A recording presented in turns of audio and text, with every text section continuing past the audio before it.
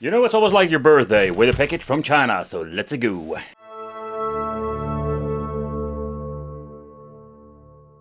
We're using a different power voltage input. So if I'm going to plug it in, this thing is going to get fried and going to get blown up, especially when it comes to the power supply. So what we're going to do, we are going to use myself a replacement kit that I picked up from AliExpress. And the reason why I'm picking it up and just wanted to do this modification, I find it more convenient than getting myself a step-down converter. It's a personal choice, you can use a step-down converter, but I personally really freaking hate those things.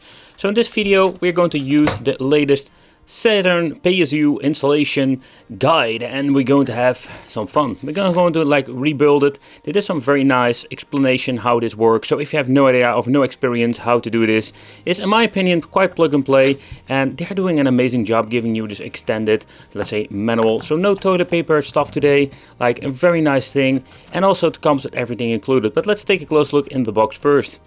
Well, let's take a close look inside. So we talked about this, so we're not going to talk about it anymore. Then we're going to get the PCB. This is the replacement for your power supply of the Sega Saturn. And also here we're going to get some extra cables that we're going to need. And then we're going to get this very nice 3D printed part for giving it the finishing touch. Then we're going to get ourselves the power supply. The power supply is in 3 amp and it's like a universal version, as you can see over here. So the input here goes from AC 100 to 240 volts. And we're going to get all of the attachment that we're going to need. So let's see which one I'm going to need over here. I think I see it. So this is the European plug that I need here in the Netherlands. So we're going to click this one on and we're going to use it. And I personally really love these devices. I'm using this for my Sega Dreamcast and also other devices. So that is very nice. I like it very much. Okay, so let's do the first unboxing of the tiny bag over here. And that's the first thing that we need to do. And yeah, I'm just going to be honest, I will give you a quick look how you basically need to attach everything. And when it comes to modding and stuff like that, there are a lot of options left free, a lot of connections you will not use in this PSU mod. But we're just going to replace it. It's going to be on plug and play solution already mentioned before. But when you're going to check out this PSU mod for your Sega Saturn, take consideration there are 2 versions out there. I already have both of them. The first one was okay. I mean okay, there was some minor flaws of it that makes assembly slightly difficult. So hoping this one does work way better than the previous one. Alright, so let's take a close look on the inside. Let's do a quick teardown. These things are super easy to basically rip and tear. But the first thing that we're going to do is now, so we're going to hold it like this. Something like this. Yeah, let's do a little bit of zooming out. Is it possible? No, not possible anymore. But the reason why we're going to do this is very simple. Thumbnail time. Yeah.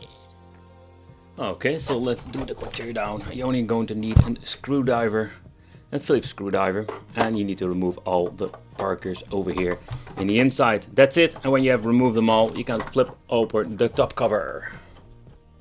And don't forget to remove that one. Okay, so the previous owner already removed the I almost want to say GD-ROM out, the CD-ROM drive. So let's see what he did over there. Like, it looks a little bit crooked if you ask me. Don't know if this is normal. But there is already an SD card inside this beast. But we're going to take a close look at the PSU mod. So we need to remove the full big boy over here. If you're just going to be unplugging it, take consideration there can still be some voltage in the capacitors over there, so you always need to be very careful. And it's not for me over here because I didn't use this thing for a very long time. So we just can remove the screw over here. The other thing that we need to do is remove the connector over here. That is the one I'm going to use with the other mod. I think I removed every single. This can be slightly tricky because it's still on the connector over there. Okay, so the next thing that we need to do is basically remove this screw at the back. I messed it up. So that's the thing that we need to do. Otherwise we cannot remove the power supply. Wicked? No! You're having a brain fart. So don't forget to check out my Wicked brain fart channel. Yes, the second channel where I'm always having brain farts all day long. And now I can freaking remove the bloody power supply. Ugh. Okay, so here comes the very important part. So when you're looking at this PCB, there are basically 2 ways to connect it. Over here we're going to get this tiny switch that says 5 volt and 3.3 volts. And the reason I say this is very important, that you need to have set to the right voltage. And how do you figure out which voltage this is? It's quite simple. There we're going to get this amazing manual they are giving us. They're giving you like the side-by-side comparisons if you want to make sure which version you're having. So this is more like the game comparing pictures. And the reason I'm saying this, here we're going to get the 4 types of power supplies.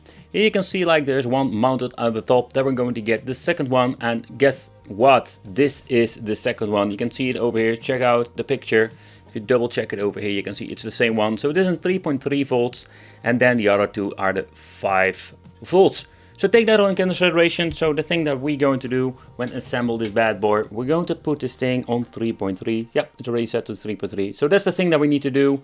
And let's put this thing in the Sega Saturn. But before we're going to assemble, there's one thing that we need to talk about. You know, the extra bag with the cable. So the cable is not necessary with my model. You only need it with model number 1. Check your manual if you have any questions. So next up, what we need to do is basically like put this over the pins. Like Sega Saturn, I don't know if it has the same issues like with the Sega Dreamcast, but take consideration you need to have clean pins. So if you're having some issues with this, you need to clean it up first before you're going to assemble. Be very careful. You need to push it down, be very gentle, because it's going to be very challenging putting it in. And you can see like there is some movement between the PCB and the connector. And if you're going to push it out too hard and too wrong, you're going to destroy the PCB itself. Now let's get ourselves a 3D printed part. Pow. So the next thing that we need to do is assemble the nice 3D printed part. I don't know if it comes in different colors, because yeah, I've got this gray case and now I'm having this weird looking white pieces of plastic. So not a really great choice for a color, but yeah, we need to deal with it. They're even going to give you some extra screws and some nuts. And okay, let's get all the screws out and let's assemble this bad boy. Okay, so I'm going to assemble it like this. We're going to put the screws between the 3D printed part. It's going to be quite a challenge. And let's put the nuts behind them and let's see if we can screw this thing together. You know, like it's always so funny to try to make a video and freaking assemble these things because it doesn't work the first time. And another piece we need to assemble is this thing at the top. Alright, so you need to check out if you need to put the nuts in here, so you can see like still have some movement, so they don't fit in perfectly. Oh man, so let's give it a second attempt to put this freaking thing in. Let's try one nut and screw at the time. Alright. Oh man, I'm just holding everything wrong. I'm bumping against my camera. Yeah. Second time. Yes, I got it. I got the power. Got the power of a predator. Yes, it's in. Very nice. Alright, so let's plug this thing back in and let's do it again and let's see if we can try to assemble it. And that's the first step in this adventure. Tighten the bolt up with the nuts. I must say that there is a lot of space with the back cover and the nuts, so it's not going to be very easily, but that's it. Like that's the only thing that we need to do in step 1, and the other step is like stick it in, put the nut on, and we are ready to go, my friends. Alright, so let's try to put this nut on, and this is like this very flimsy nut. Yeah. Wicked's going great today. I didn't give you any tool, but I think you can use your hands, so that's it. Yeah. Okay, so that's gone. Now to connect this one. Okay, so the PSU is attached to the main board, but we need to remove the plastic. I didn't want to do it, but I need to. I need to remove it. Of course, you can do it like the other way. You can just first remove the freaking thing. Alright. Dust. And so let's see, the next thing that we need to do is assemble this over here. But we're going to do this slightly different. We need to like do some modification with the cable because this cable is way too long now. I think you need to be creative with this one. So this is one of the solutions that we can do. Oh man, I don't like that it's wibbly.